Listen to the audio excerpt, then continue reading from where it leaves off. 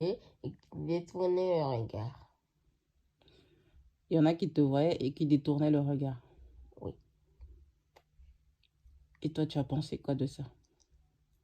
Que c'était bête. C'est-à-dire?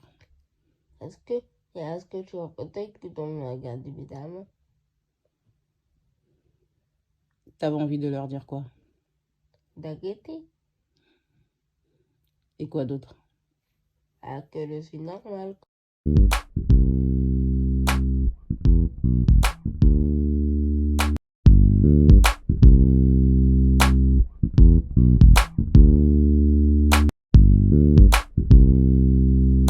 Bonjour, bienvenue sur notre chaîne YouTube.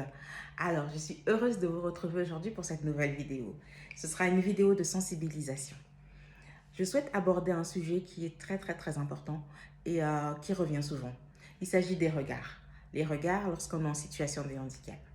Il y a quelques temps, mon fils est venu me voir et il m'a dit « Maman, lorsqu'on était au salon de l'agriculture, il y a eu des personnes qui m'ont regardé d'une manière bizarre.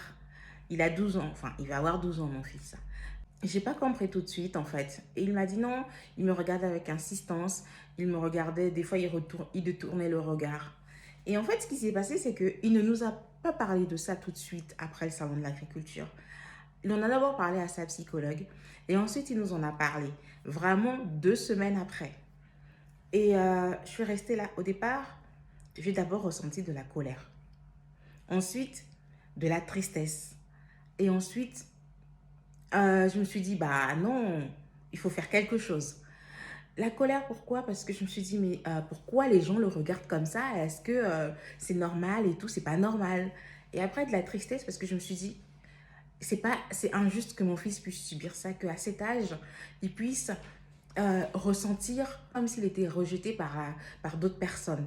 Que le regard des autres soit pesant sur lui à cet âge. J'ai trouvé ça vraiment injuste. Et ensuite, j'en ai parlé avec lui. Alors, suite à cette conversation, ce qui s'est passé, c'est que j'ai expliqué à mon fils que c'est vrai que les gens le regardent d'une manière bizarre ou avec insistance parce qu'ils n'ont pas l'habitude. Ils n'ont pas l'habitude d'être confrontés à la différence, au handicap, de voir des enfants porteurs de handicap ou dans un fauteuil roulant. Nous sommes tous acteurs du changement, nous sommes tous participants des regards qu'il peut y avoir. Des fois, on est surpris par une situation et on réagit sans réfléchir. Ça arrive à tout le monde, c'est normal. Dans ces conditions-là, moi, ce que je vous invite à faire, c'est de prendre du recul. S'il y a un événement qui vous a un peu choqué, qui vous a perturbé dans la journée, comme par exemple voir un enfant différent ou une personne avec un handicap, posez-vous la question pourquoi vous avez réagi comme ça. Je pense que c'est important de faire une introspection soi-même pour savoir pourquoi on réagit de telle ou telle manière.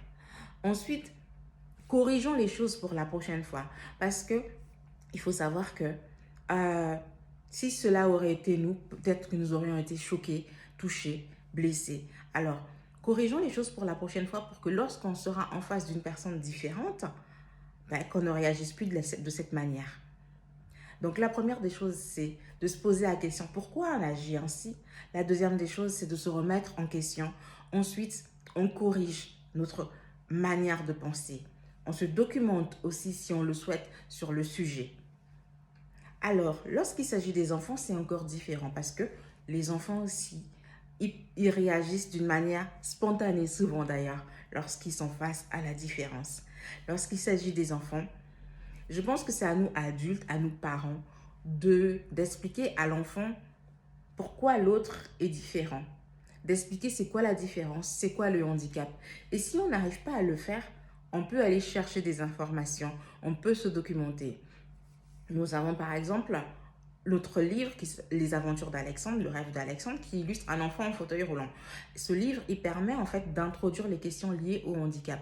Donc, en lisant ce livre à l'enfant, on permet ainsi à l'enfant de s'intéresser au sujet du handicap, de la différence.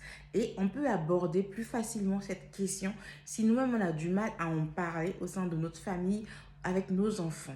Parce qu'il faut se l'avouer, lorsqu'on n'est pas confronté au handicap, on n'en parle pas forcément. Alors que pour aider les enfants différents, les enfants porteurs de handicap, à être inclus plus facilement dans la société, à être acceptés des autres enfants plus facilement, il est nécessaire que les enfants qui n'ont pas de handicap puissent être éduqués à cela.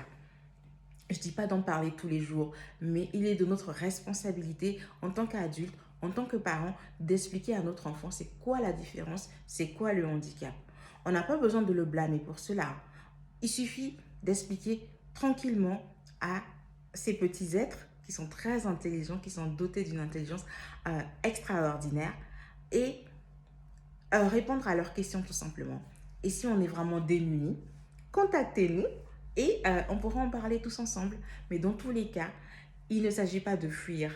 Il ne faut pas fuir. Il faut plutôt chercher à savoir, chercher à comprendre pour mieux accepter l'autre, pour mieux accepter la différence. Donc, faisons attention à nos regards, faisons attention à nos attitudes parce que moi, en tant qu'adulte, ces regards, je les ai vus ce jour-là. Mais je suis passée outre parce que j'ai accepté et j'ai appris à ne pas faire attention à ce regard. J'ai compris ce qu'il y a derrière ces regards quelquefois. Mais lui, pour un enfant de 12 ans, être confronté à ces regards, c'est autre chose. Ces regards peuvent l'anéantir en ce sens que ça peut atteindre sa confiance en lui. Ah oui, son estime de lui, justement. C'est à cet âge qu'on construit son estime de soi. Alors, il serait dommage que, parce que la société n'a pas accepté, parce que la société n'éduque pas, que les autres enfants soient complètement en perte d'estime d'eux-mêmes parce qu'ils sont différents. Il est de notre responsabilité d'éduquer la jeunesse, d'éduquer nos enfants, de leur enseigner à accepter la différence. J'espère que cette vidéo vous aura aidé, que cette vidéo vous aura fait du bien, vous aura apporté quelques lumières sur la question du regard, sur la question de comment on considère l'autre, comment on agit avec les autres en face de nous, les autres qui sont différents. Il faut qu'on se remette en question nous tous. Merci et à très vite pour une nouvelle vidéo.